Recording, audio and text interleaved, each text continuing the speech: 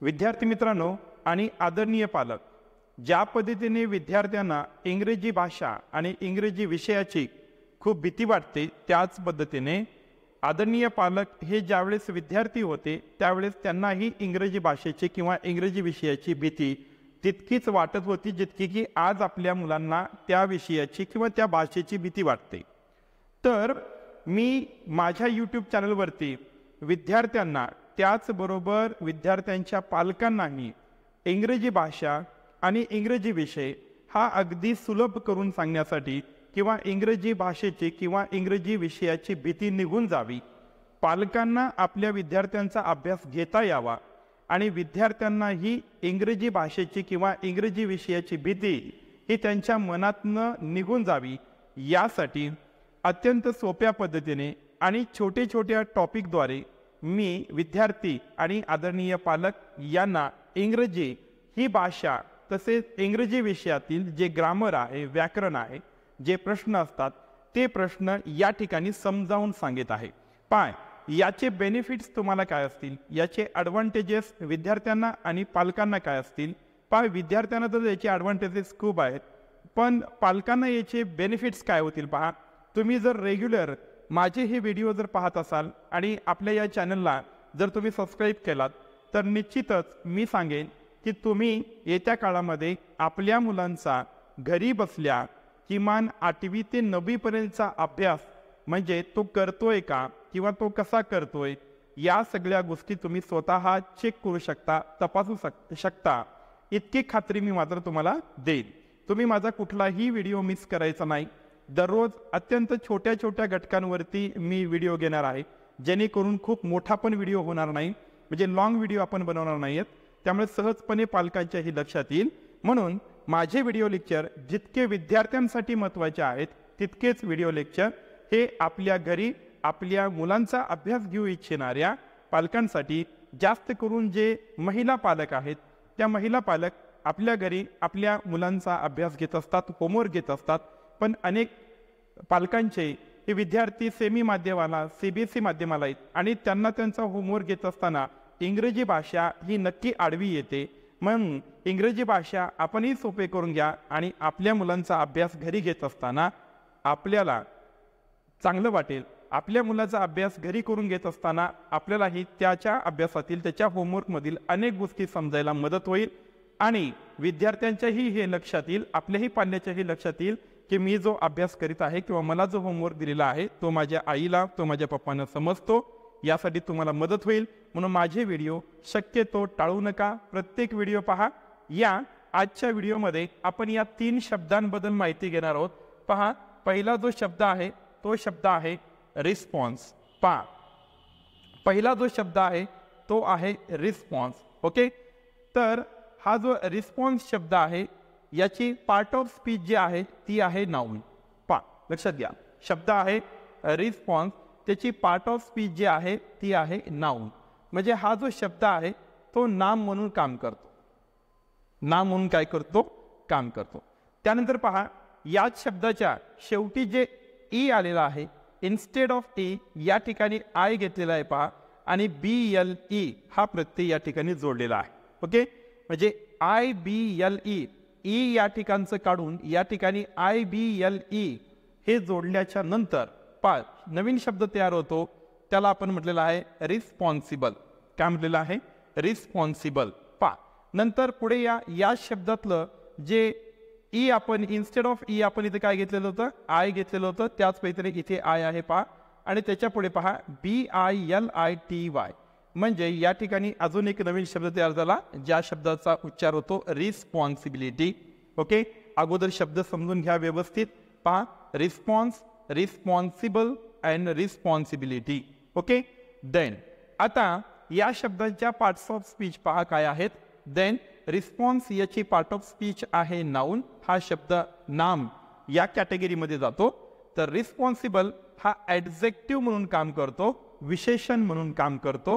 Okay, तर त्यानंतर पहा, हा रिस्पॉन्सिबिलिटी हा जो शब्द आहे या शब्दाची पार्ट ऑफ स्पीच होते नाउन। तर 3 शब्द आहेत, response, responsible and responsibility. Okay, तर चला आता आपण या शब्दांचे अर्थ पाहूयात, अर्थ काय होतात.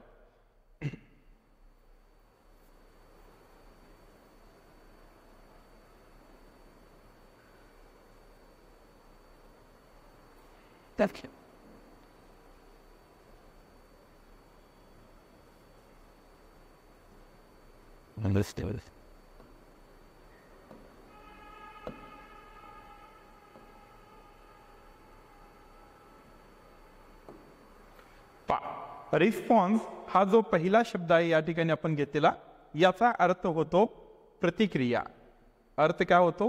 प्रतिक्रिया. म्हणजे एखाद्या ऍक्शन वरती आपण रिॲक्शन देणे. ओके, त्याला आपण म्हणतो रिस्पॉन्स. ओके, रिस्पॉन्स म्हणजे काय? प्रतिक्रिया. याला आपल्या बोलीभाषेमध्ये आपण जबाबही म्हणतो. काय म्हणतो? जबाब. त्याने जबाब दिला. ओके, म्हणजे एखाद्या ऍक्शनला आपण प्रतिक्रिया देणे, रिॲक्शन देणे, त्याला आपण काय म्हणतो? रिस्पॉन्स असे म्हणतो. आता या शब्दाच्या पुढे प्रत्यय लावून रिस्पॉन्सिबल हा शब्द तयार झालेला आहे. याचा अर्थ होतो जबाबदार. काय होतो? जबाबदार. जबाबदार. किंवा यासाठी दुसरा एक शब्द आहे उत्तरदायी. उत्तरदायी. याला कोणता शब्द आहे? उत्तरदायी. ओके, म्हणजे रिस्पॉन्सिबल याला आहे मराठी शब्द जबाबदार आणि दुसरा शब्द आहे उत्तरदायी. Okay, responsibility. नवीन शब्द पुढचा आता कोणता आहे? रिस्पॉन्सिबिलिटी. देन याचा अर्थ होतो जबाबदारी. अर्थ काय होतो? जबाबदारी. जबाबदारी. आणि दुसरा याचा अर्थ होतो उत्तरदायित्व. दुसरा याचा अर्थ होतो उत्तरदायित्व. ओके, हे तिन्ही जे शब्द आहेत, हे तिन्ही शब्द दैनंदिन जीवनामध्ये आपल्यावर आपण खूप गोष्टींसाठी जबाबदार असतो. अनेक गोष्टीला आपल्याला प्रतिक्रिया द्यावी लागतात. ओके, आणि अनेक गोष्टींची जबाबदारी म्हणजे उत्तरदायित्व हे आपल्यावरती असतं. म्हणजे दैनंदिन जीवनामधल्या अनेक गोष्टी या शब्दाशी काय होतात? रिलेट होतात. आणि या ठिकाणी तुमच्या लक्षात आलं असेल रिस्पॉन्स, रिस्पॉन्सिबल आणि रिस्पॉन्सिबिलिटी या शब्दांचे मराठीत अर्थ काय होतात ते आपण या ठिकाणी पाहिलेलं आहे. तर आता याचा आपण उपयोग करूयात वाक्यांमध्ये आणि समजून घेऊयात वाक्यामध्ये उपयोग करून घेत असताना याचा अर्थ कशा पद्धतीने निघतो.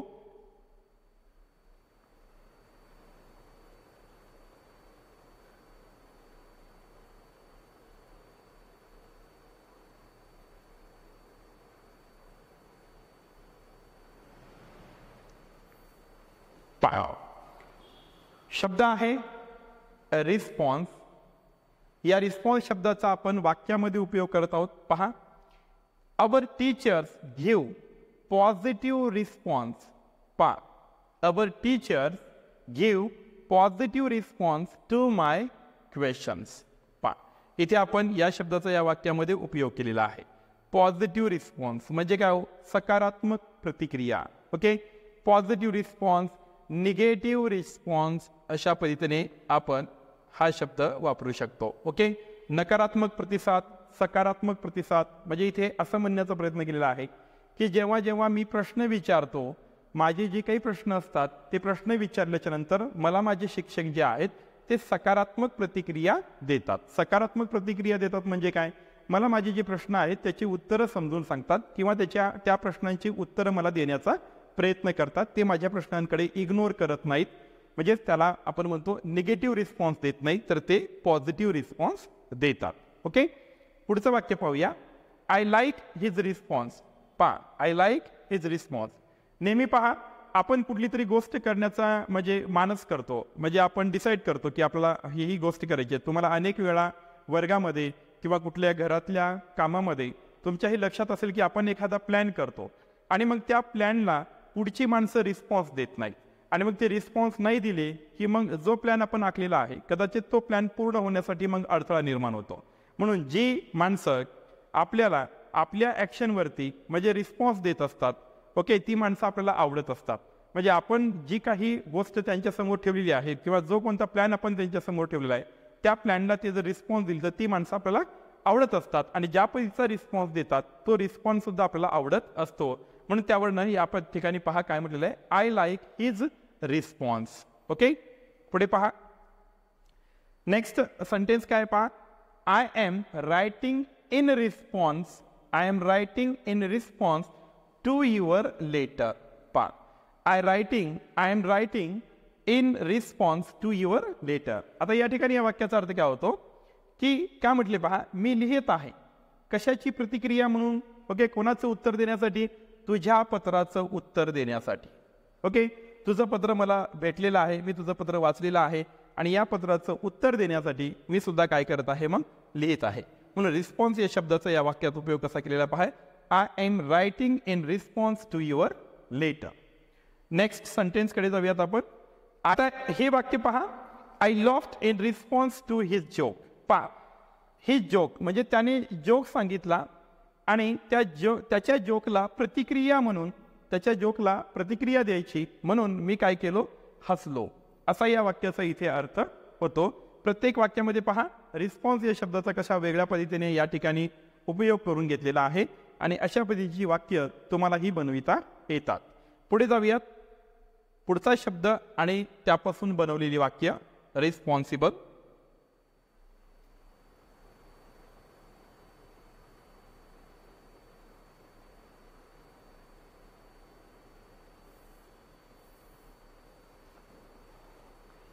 पहा, रिस्पॉन्सिबल तसं पाहिलं तर या शब्दाची जी पार्ट्स ऑफ स्पीच आहे ती काय आहे, ॲडजेक्टिव्ह आहे.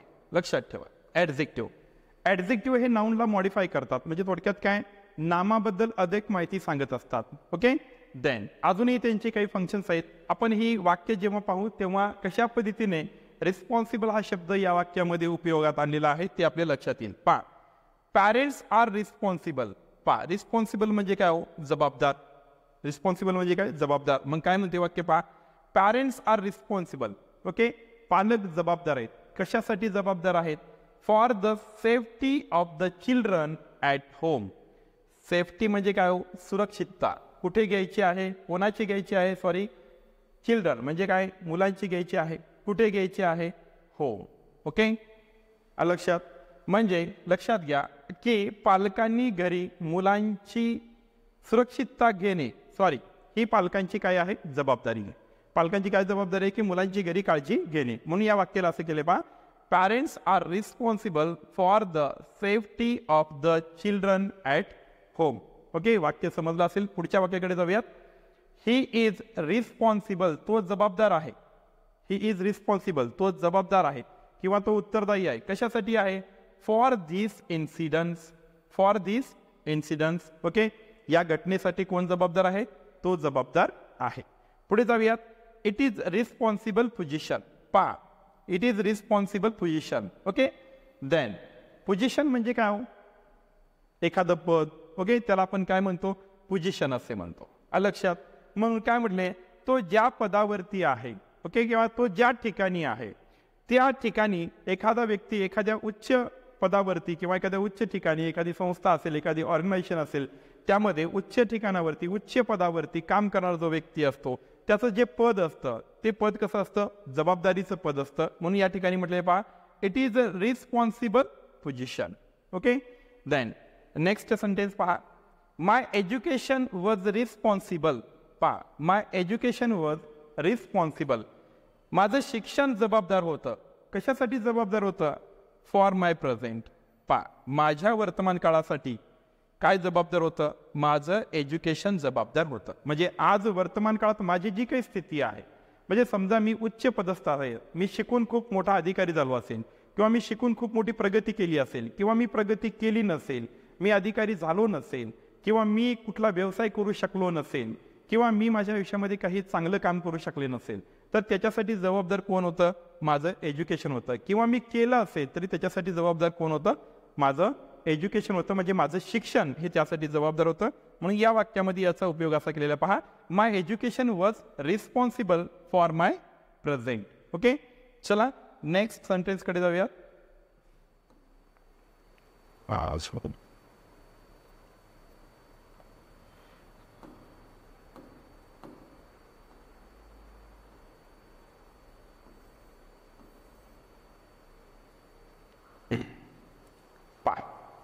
या ठिकाणी आता पुढचा शब्द आहे रिस्पॉन्सिबिलिटी. ओके, जबाबदारी, उत्तरदायित्व म्हणतो आपण त्याला. Okay, I take responsibility. Okay, मी जबाबदारी घेतो किंवा मी उत्तरदायित्व घेतो. कशाचं घेतो? इफ, कंडिशनल सेंटेन्स आहे. इफ एनिथिंग गोज रॉंग, जर काही चुकीचं घडलं तर त्याची जबाबदारी मी घेतो. अशा पद्धतीने इथे त्याचा अर्थ होतो. पुढे पहा, you have to accept responsibility of your family. Okay, you have to accept म्हणजे काय? स्वीकारली पाहिजे. काय स्वीकारली पाहिजे? रिस्पॉन्सिबिलिटी स्वीकारली पाहिजे. म्हणजे काय? जबाबदारी स्वीकारली पाहिजे. कशाची? तुझ्या कुटुंबाची. ओके, तू तुझ्या कुटुंबाची जबाबदारी जी आहे ती स्वीकारली पाहिजे, असं इथे त्याचा अर्थ होतो. पुढे काय म्हटले? He has to deal with a lot of family and work responsibilities. पहा, कशा कशाच्या जबाबदारी आहेत? कुटुंबाच्या आणि कामाच्या जबाबदारीला तो काय करतो? त्याला फेस केलंच पाहिजे. ओके, त्याने त्या स्वीकारल्याच पाहिजे. लक्षात, वरच्यासारखाच खालचा पण अर्थ होता. He has to deal with a lot of family and work responsibilities. Okay, म्हणजे कुटुंबाची त्याचबरोबर कामाची जबाबदारी जी आहे त्या जबाबदारीचं दायित्व याने स्वीकारलं पाहिजे किंवा त्यासोबत त्याने डील केलं पाहिजे. पुढे पहा, I have many responsibilities at home. आपण नेहमी म्हणत असतो घरातल्या लई जबाबदाऱ्या माझ्यावरती आहेत, लई जबाबदाऱ्या, सगळी कामं माझ्यावरती आहेत, मला सगळं कामं करावं लागते, म्हणजे प्रत्येक कामाची जबाबदारी माझ्यावरती आहे, हे जे म्हणतो आपण ते याच्यामध्ये येतं. पहा, आय हॅव मेनी रिस्पॉन्सिबिलिटीज. पहा, हे जे रिस्पॉन्सिबिलिटी आहे याचं या ठिकाणी अनेक वचन केलेलं आहे. पहा, इथेही अनेक वचन वापरलेलं आहे, इथेही अनेक वचन वापरलेलं आहे. तर I have many responsibilities at home.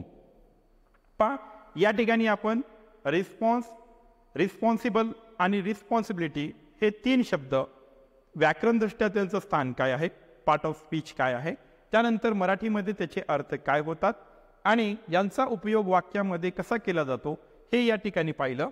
आता पहा, पुढच्या स्लाइडमध्ये आपण पाहत आहोत की रिस्पॉन्सिबल हा जो शब्द आहे हा ॲडजेक्टिव्ह म्हणून काम करतो.